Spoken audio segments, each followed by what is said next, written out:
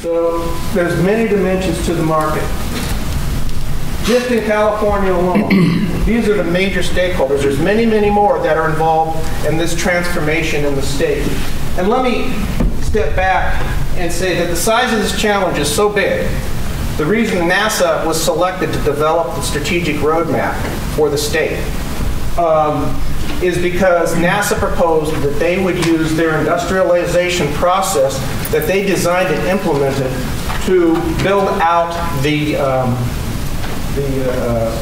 space shuttle program over the last 30 years, 25, 30 years. And they sold the state that this challenge here is very similar in magnitude, the complexity of all the players, the manufacturers, the distributors, the contractors, the engineers, that it's going to take everyone working together with a cohesive plan to do it, similar to putting men in space and building the space station. So you look at this and you say, these are some pretty heavy players. They are all singularly focused with their various components of their organizations on this challenge here in California. What does that mean to the rest of the nation? Well, from my perspective, California has led the nation in many areas. It's fallen behind in education and some books, but in other areas. But when it comes to this whole sustainability movement, California truly has been a leader. And many things that are happening here in the state are starting to trickle down into the policy discussions in other states at the federal level. And following what's happening here, at some point there's going to be a permutation of it affecting the states that you come from and the business that you're doing. So I can only speak about California in particular because I live here, was born and raised here, know the market. But I can say that I do follow quite extensively what's happening in other states, and we're seeing a lot of activity in Texas, in New York, and Florida. But every state has got some finger in the pie already. Market opportunities for contractors. I'm just going to touch on some high level, and I know the other gentlemen who are going to be speaking here today are going to get into it in a little bit more depth. I really took the position, since I was asked to speak first, to take a little bit broader view to kind of put an arm around, a bow tie around the whole presentation here this morning. Three prime areas, three key things I want to talk about here from our perspective: technology, finance, and the sectors that we play in. I use under technology, Southern has actually been involved in one form or another, unbeknownst to ourselves, in many aspects of the renewable and sustainable marketplace for well over 30 years. We've worked on hydroelectric dams. We've worked on, which is renewable energy.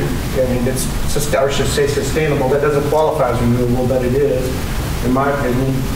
We've worked on wind farms. We've worked on geothermal plants.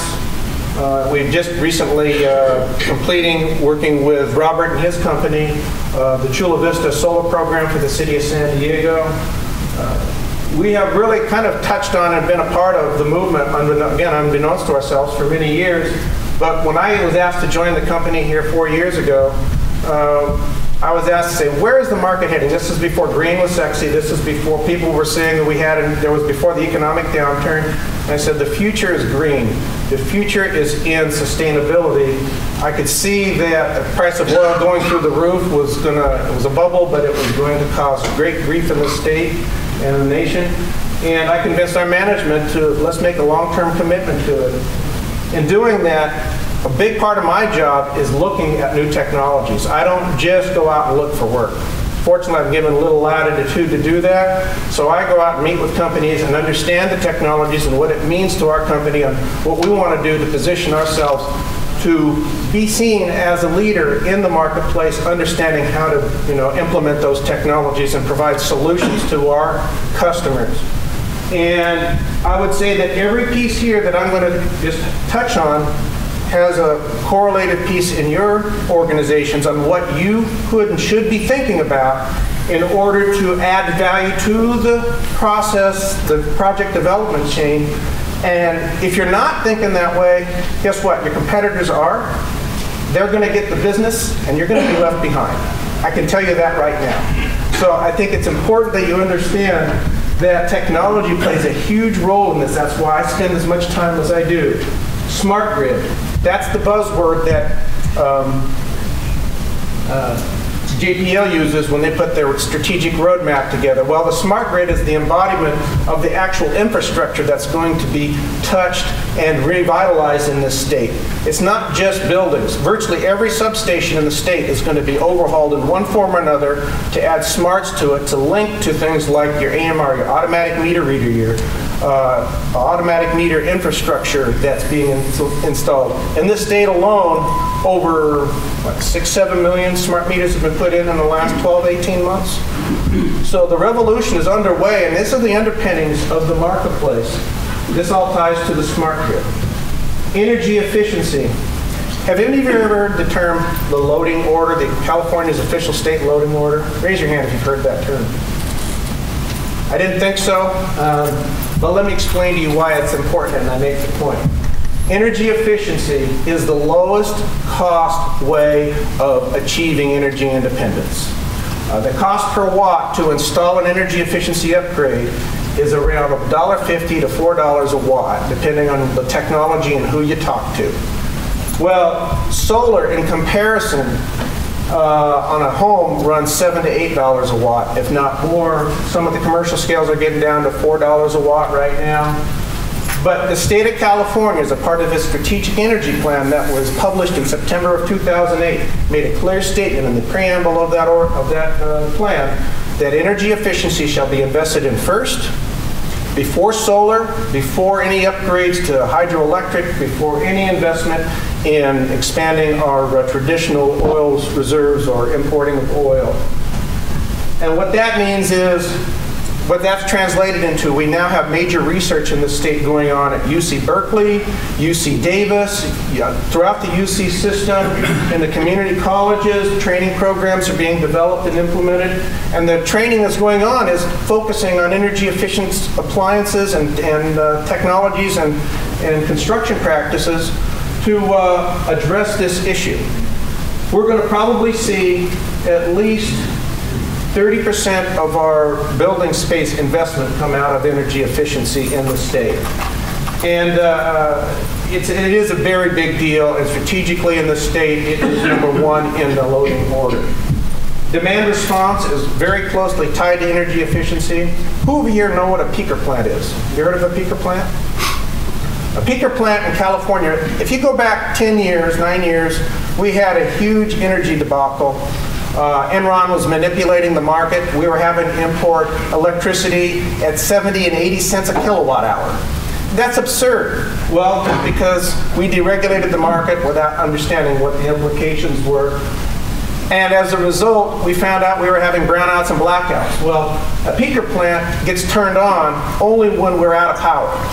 And it costs 80 cents to $1 a kilowatt hour to run, and it's run by 1 to 2, depending on the size, 3 747 turbojet engines that are sitting on the ground that are running the generators, and they only get fired up with natural gas when they need them. That's extremely costly. So what the state has implemented, and this is another area of the aggregation model, which you may learn about as time unfolds, says that you need to shed load as a building owner, as a homeowner, during the peak hot summer months when everyone wants to turn on their air conditioner.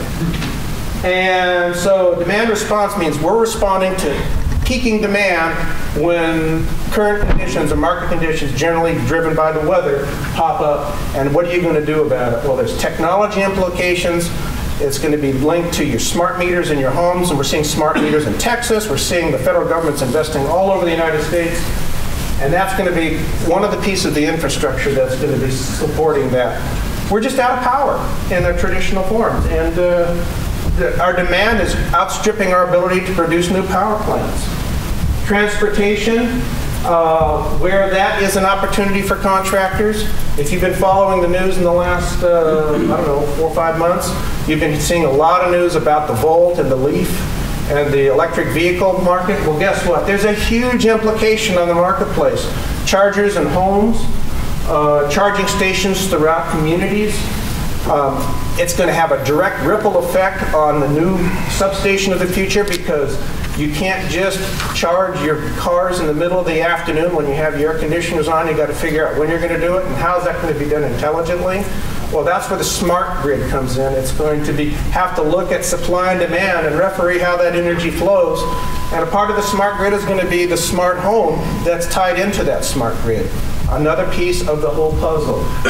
Bottom piece here, combined heat and power. That's where you're recovering heat from your waste stream and converting it into useful power. So these are the technologies that Southern's touched, is directly involved in, or is planning on being a part of in the coming years. And we've got our foot in the door in most of these sectors.